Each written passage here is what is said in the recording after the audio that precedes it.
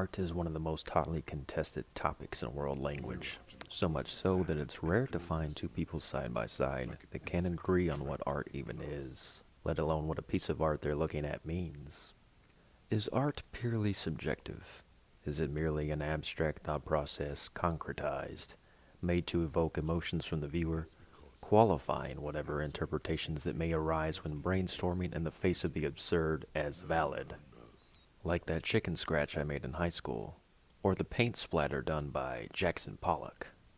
I continue to say no, because there is no sense in claiming that art as a finished product is subjective, because after all, you get out what you put in.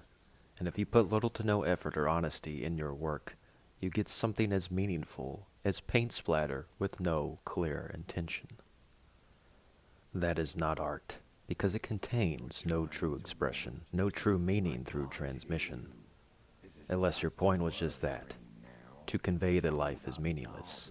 But then it would be simply matter of fact, like numbers in a telephone book, and the truth of accountants. What we artists want is to blur the lines between real and non-real in order to show what exists in the middle. We are not concerned with facts as much as we are yearning for ecstatic truth, to inspire and uplift out of the mist of the sublime, not to keep a person guessing what the idiot meant by using all those unnecessary brushstrokes, but to bring the other person, as close as possible, to feeling the same way as we do. So no, art is not subjective, even if it begins that way. Art is about communication through the transference and reflection of ideas, and no communication can take place if the recipient and the transmitter speak in different tongues. In order for art to make sense, we must exist on the same wavelength as the artist, to vicariously walk in their shoes, to begin to understand their hopes and doubts, to be able to recognize the author's intent in order to realize the artist's conception and the strides we make in our own future lives. I love the definition put forth by Disco Elysium's narrator. Excellent question. Art is a diverse range of visual, literary, auditory, and performative creativity. It's an expression of imagination and technical skill. Additionally, in short, art is the highest form of human communication, representation, narrative, emotion, and agency intertwined. Art is the expression of imagination and technical skill. Art is the highest form of human communication, representation, narrative, emotion, and agency intertwined. Now keep in mind that Disco Elysium is a game you can get for cheap, maybe even free. Meanwhile, this Jackson Pollock paint splatter bullshit costs $13,000 and remains in a museum, or on a wall in someone's cave, where it belongs. Away in a crypt where no one will ever see it up close for what it really is, because it doesn't invite true introspection, and the person who bought it probably doesn't want that themselves. Of course, sometimes you just want to see something pretty or hear something soothing and not apply any logic to it. This is how you might feel when watching a sunset and hearing the sounds of the ocean waves, like reveling in the sensations of freedom lived in a lucid dream. But when discussing the endeavor of human art, made through earnest effort with a goal in mind, whether highbrow or lowbrow, art is meant to be understood and felt. Something which anyone can make and no one can understand is not art. That which one person, or many, can make alone, which many can understand and relate to, is art. Disco Elysium succeeds as art, and as a video game, because it offers us an experience to live vicariously through a fictional character that is as real as he is imaginary, and one of the most well-written narratives conceived in modern storytelling. Because the authors must have been through some shit, and knew that the audience has too, so they would understand. It's on this most basic level that if a piece of art is not relatable, that is to say human, then it has probably failed in being important or coherent. Disco Elysium succeeds as parody, as tragic comedy, and as mystery and metaphor. We've all walked in Harry's shoes at one time or another. We've all been drunk or stuck in stupor, heartbroken, left second-guessing ourselves in the loyalty of our closest confidants, obsessed, repressed, lost, and free. Disco Elysium subverts the traditional idea of RPG character creation by giving the player a well-defined character name and avatar, more like a taxonic rank than a placeholder for personal identity.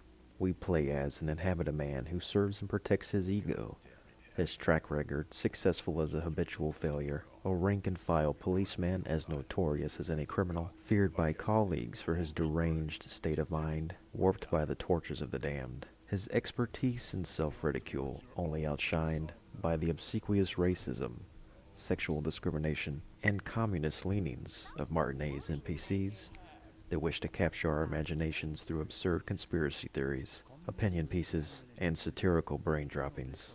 The world of Revachol has a rich and somber history, with obvious real-life parallels that remind us of how far we've come as a species from savagery to sophistication, and how far we continue to stumble back deep into our own piles of piss and shit.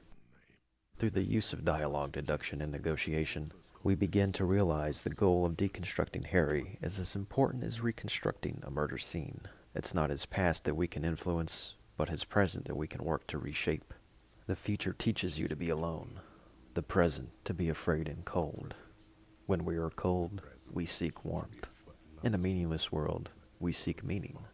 We seek other people. Which is why the first thing Harry looks for is a nice fuck, the paramount of all things. It's not our place to live another's life, to feel their pain even when we long to understand each other. What Harry struggles through we cannot know firsthand until we get to walk in his shoes, taking elements from his life and interjecting some of our own thoughts, with the aid of the writer's sensibilities, into his words. The experience that only art in all of its forms can provide, a look into a mirror reflection of the soul. Disco Elysium attempts to one-up the visual novel genre by being a visual encyclopedia of big words, phrases, and ideas that cause an upwelling of comedy, lament, and pity. And in this sense, the extraordinary script of Disco Elysium stays as grounded as it is aloof by being relatable to everyone in some way through its gritty, humanist manifesto. The game is meta in referencing why would anyone want to read about crime, or more descriptively, read about crime through text in a video game. It's something that I think we can all say is a fair question. For some people, reading is an aberration. But for those that like investigative narratives, the old point-and-click formula was made for you. Reading leads to gathering clues and sentiments from which deductions can be formed and personality can be provided by selections. Yes, it's a lot of reading, some of it superfluous, but it's ultimately engaging if you can pick up what the author is putting down. That is to say, your reading comprehension is good, and you believe that games are about agency within a closed system, and that narrative should involve the player in the mystery rather than being a series of passive checks to hold your interest, like movies and TV. Games can take you as far as you're willing to go, within the means provided by the world built. Judging a book by its cover is fine, but if you want to get immersed in a world, you've got to commit to more than flipping through pages. It's a good thing, too, that the narrator makes for a good audiobook. The art style, enigmatic expressionist, symbolizing the player's role in developing the character. And the music, evocative of nostalgia and something beyond. The opening of the hypnotic adventure begins with an esoteric quote of poetry, which gives off a vibe that the game will be the kind of academic literary assessment of the player's vocabulary that is written and administered as an entrance exam for the critical circle jerk. A litmus test for sensibility that would cause most players to tell the devs to stick it back up their own asses where it belongs. Except the writers are too smart to put everything to us literally, because again, art is not meant to be 100% literal like the stuff that factoids are made of. Art is a metaphor for life. That doesn't mean there aren't definite, didactic self-inserts in Disco Elysium in the way of scathing social critiques, but it also doesn't mean that the blatant solicitation of communist sympathies isn't at least partially satirical, even if a lot of the supposed endorsements of common-sense arguments are convincing. Of course, the writers and their characters aren't hurling racial and sexist epithets spitefully, as if to break the fourth wall and persuade you to join fascism. Almost everything that is potentially offensive along these lines is guarded behind euphemism, like the made-up ethnic groups that get dragged through the mud by the rather diverse casting of fully voiced NPCs that range from French to British and American dialects. On one hand, this would appear to be an immature way of conveying human cruelty and manipulation of the truth. If you want to see how racism is bad, then don't sugarcoat it by censoring words and terms, or obfuscate the groups that are impacted by mislabeling and jumbling them into make-believe ethnostates. At the same time, if everything was a carbon copy of real-world conflict, we can just as well turn on the local news and be bored to death through the assault of hollow platitudes. Disco Elysium is a true RPG in the sense that it is up to the player to choose their allegiance, their loyalty to fascism, moralism, and everything in between. If you can stomach making your steadfast comrade, Kim Kitsuragi, feel uncomfortable by insulting his appearance in his homeland, that's up to you. But don't get angry at anyone but yourself if you come to regret it later. I sense what I think the writers also had in mind for the player is that playing the good cop is as interesting as playing the bad cop. In order to understand the contrast that separates the two, the contrast between caring about the consequences of our actions and saying, fuck the world. Whether you go for a loose construction of capotypes or hardcore devotion to any of these apologist ideologies, there is weight to the decision-making, or lack thereof, in choosing dialogue options, skill trees, and karma modifiers, as these shape the story and the characters as closely as they can be molded through player choice alone. It feels worth investigating and interrogating every NPC in Martinez, Revachol, from the whore next door at the rolling in rags, to the crackhead kid in the backyard, and the giant racist, both literally and figuratively, who lords over the dock on his mechanical pedestal, symbolizing his false sense of superiority. They all give intelligent commentary, even the racist conspiracy theorist, about life, love, sociopolitics, and various philosophical underpinnings that can be engaged with as direct parallels to the real world, and as window dressing of the fictional universe that houses this collection of deep personal experiences and conjectures. The characters exist in their exaggerated manners of speaking and behavior to show that even a perennial fuck-up like Harrier Dubois can be a vulnerable and sympathetic human, no matter what end of the extreme the player takes him to. Even a megalomaniac overlord of discrimination like Measurehead can be insightful when he goes into a quiet room to talk about the nature of time and love, describing the past as static images, distorted memories, demented nostalgia, telling us that men will die, but ideas are perpetual. The spirit is immortal. The racist evolves from a narrow-minded charlatan to reason-based philosopher. It's here that the writers of Disco Elysium show how clever they are, how intelligent their characters are, by giving one of the most contemptible stereotypes at surface level some of the sagest of all phrases. If the player can stomach to engage with him, he's so absurd and over the top, like a clown, that he must be satire, safer to approach. Measurehead speaks truth through contradiction, as he attempts to reconcile his racist teachings with the celebration of individuality through the synthesis of the inherited traits from his mother and father, asserting that ultimately the individual makes himself. He is able to choose various sexual partners and copulate with them, with no fear of passing down his so-called superior DNA to those considered arbitrarily inferior, because he is part of the SRS, Semen Retention Society. As at this point it becomes impossible to deny the humor of such a thinker with such foolish values, showing that racism, although prickly as a barbed wire in some contexts, is ultimately an enterprise to laugh at and satirize and make harmless when viewed from a small distance and through irony. It's the ambition of Disco Elysium's script to show us a worldview that we cannot see through a lens of the literal-minded. The title of the game itself is designed to be an inverse parody of the term Disco Inferno, the quest to get back to the days of old, because starting anew is too difficult. They use funny euphemisms like traditionalist to describe racists, although in the same very text they have no fear of using the word itself. The extensive vocabulary of Harry's inner thoughts, facilitated through the masterful narrator, as much of a character as anyone else in the story, gives us pause for serious contemplation, for laughter, and for understanding of serious themes that we can approach in a comical way. I think they are trying to make an honest point about the past, mixed in with satire. Some things we can't know without moving forward to understand our mistakes in hindsight. The point of Measurehead's seminar, or the heartbreaking meeting with Harry's ex-wife.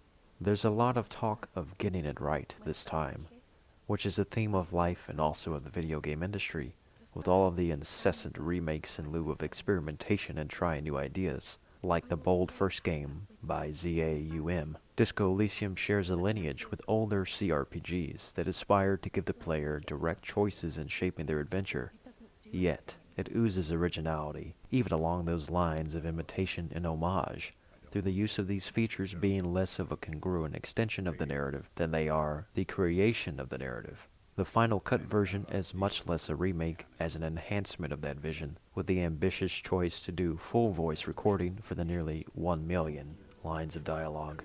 Disco Elysium got it right the first time, but the second time they wanted to make sure everyone else got to hear the message loud and clear. Whereas other games may offer skill trees to optionally enhance or supplement the utility of combat, or abilities that aid in unlocking more of the world, Disco Elysium bases fundamental player progression and narrative discovery on investment and points of view, interesting and dynamic dialogue trees and pathways that align with the good, bad, and ugly of human nature. These skills manifest as Harry's inner conscience, a conscience that indeed has a mind of its own, with a little push from player choice. Entire branches of conversation and plot open up or close depending on the starting makeup of the archetype abilities, and the further investment in the thought cabinet and the resulting capo-type yield. The entire game essentially is dialogue options, composed of almost equal parts joke and nuggets of wisdom, and they are merely waiting for you to respond to in sequence as much as they are there to emerge through strategy and savvy. Playing Disco Elysium blind makes it unknowable how certain choices in dialogue can have far-reaching implications for future quests and your ability to actually uncover hidden clues, but by investigating every possible loose end to its logical conclusion, you can set yourself up for success by exploring the world, interacting with objects, and using intuition to force NPCs to give up the goods. Harry is described as the human can opener, for his gift of the gab, allowing him to extract info and confessions from the most tight-lipped townspeople and the most devious of manipulators. The mechanics aren't just about compiling stat buffs to increase your odds at brute force solving a problem, although there are instances where this exact method can be exploited. The core design philosophy of Disco Elysium is about forcing the player to use their brain and the limited resources available to reason through situations as a detective would. You get context clues and stat increases from rations found in the world through equipment and limited-use drug items, as well as from your trusty partner and karma auditor, Lieutenant Kim Kitsuragi, so eloquently introduced to us as a half-brother who would hurl himself into harm's way to protect us. These incredible descriptions never cease to paint pictures of action in our mind's eye. Despite the limited use of motion outside of scrolling text boxes, the intrigue and clarity of vision somehow gives credence to a game built almost entirely out of text adventure sequences.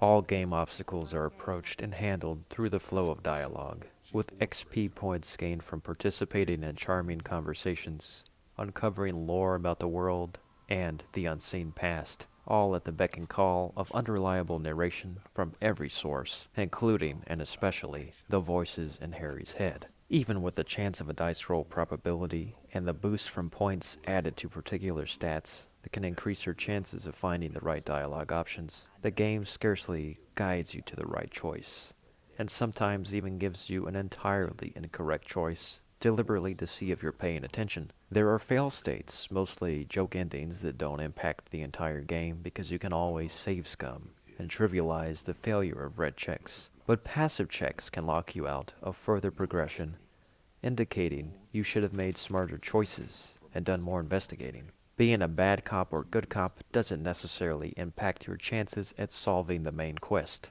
Only side encounters and the flavor of ending you get In that sense, Disco Elysium's mechanics aren't exactly the peak of consequence, but in terms of means to facilitate fascinating dialogue, it's up there with one of the smartest game designs ever implemented.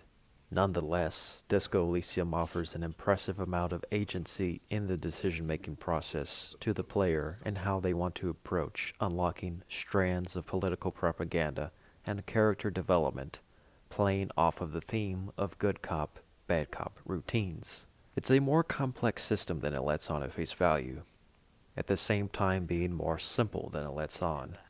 And although all RPG systems, with their necessity of calculation and planning ahead, can be considered intrusive to a player who would rather prefer minimalist roadblocks in the way of experiencing a game, Disco Elysium encourages the player to learn and embrace the mechanics, as the mechanics are the method for learning about the story, and the story is insane. The amnesia is just a MacGuffin to allow us, the player, to fill in the gaps of Harry's memory and psyche by writing the script through our own actions. Everything is scripted in a video game, as the game developer can only truly give us an illusion of choice. Disco Elysium uses modernist fantasy to create a world where loneliness, doubt, guilt, vindication, loss, and hope can be expressed rather than be repressed,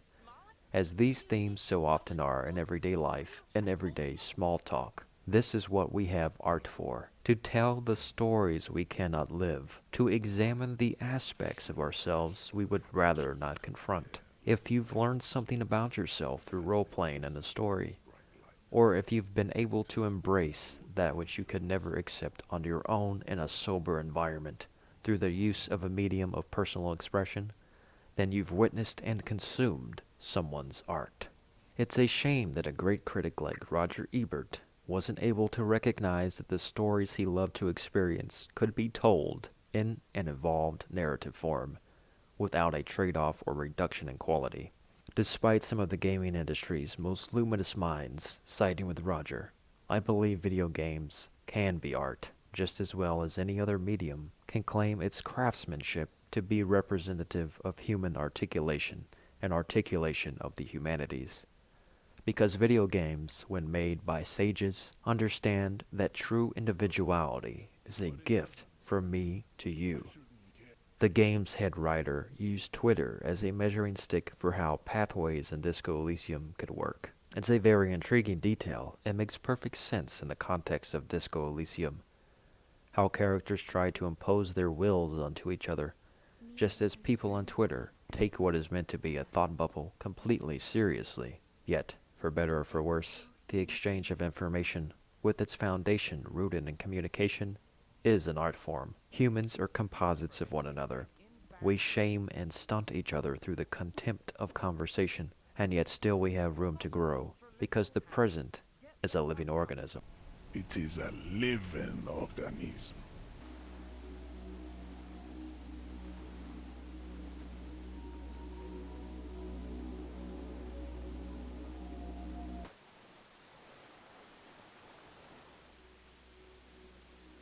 Arriving on the scene. If we are not humans now, maybe in the future we can be. This is the part at the very end of the video where I attempt to break down my reasoning for scoring Disco Elysium, because just as art can be objective in the sense of direct engagement through observations of intent, I think you can reasonably assign some weight to where a game ranks in terms of everything it sets out to achieve. Disco Elysium is easily called a masterpiece, and in certain aspects, it is fair to say that it is. The quality of writing deserves, I think, a 10 out of 10. You could call into question components of how all of the themes congeal together in a game that speaks at times very cryptically and very counterintuitively. But the peak value of this script really speaks to me, and I know many others. And the writing ability is something you'd expect to find in an award-winning novel. So I'm going to give a perfect score for the narrative. The thing with the world design is parts of the map are designed unevenly. For example, everything at East Martinez is very interesting. Interesting NPCs, interesting locations you can unlock. And I find at the other part of the map, it gets annoying to go back and forth between the east and west. There's not a whole lot going on the other side. I think other point and click games have had arguably more interesting worlds and more interesting activities in them. So I don't think that Disco Elysium deserves a perfect score in all these other categories. Not to mention that the actual traversal is a little bit annoying. There are some areas in the world where you can actually get stuck on a piece of geometry.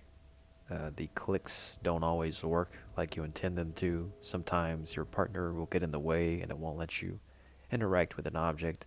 Small technical details, but my question is, how much do you enjoy coming back to this world after you've beat it once or twice and seen most of the permutations? I don't believe it's the most replayable game, but I have to give it some replay value. Of course, not perfect, but still impressive replay value because of all of the different dialogue options and pathways. There aren't that many different ways to experience the story.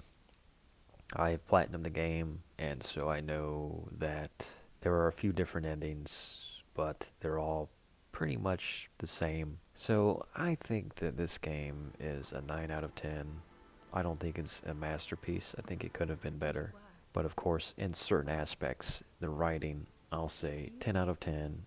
And you could maybe make an argument for some of these other categories, but I'm going to say a 9 out of 10. I think there are better video games out there, but this is definitely one of the most unique video games, one of the best written video games, and as I've said, this is a story that has a lot of meaning within it, and I think a lot of people have had this resonate with them, because I do think the writers understood a lot about different aspects of philosophy, life experiences, and I think they're very creative. So for what it is, I critique a lot of other games for having some of the same minor issues, but I can buy into a story-driven text adventure formula as long as the pacing is good and the game is immersive, which this game is. I just don't think this rises to a 10 out of 10. I think that there are certain aspects that could have been improved. I have to compare this game to other games that I think do everything nearly flawlessly, and I don't think Disco Elysium is flawless.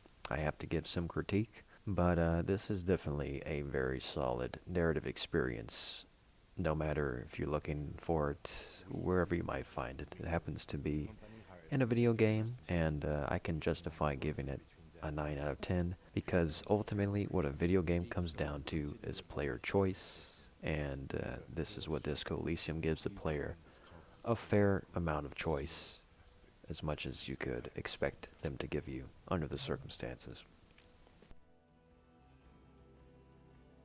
Not today, Badge. You gotta pull out my thesaurus when I'm playing this game. Among Been reading shit here. Hooked on the book.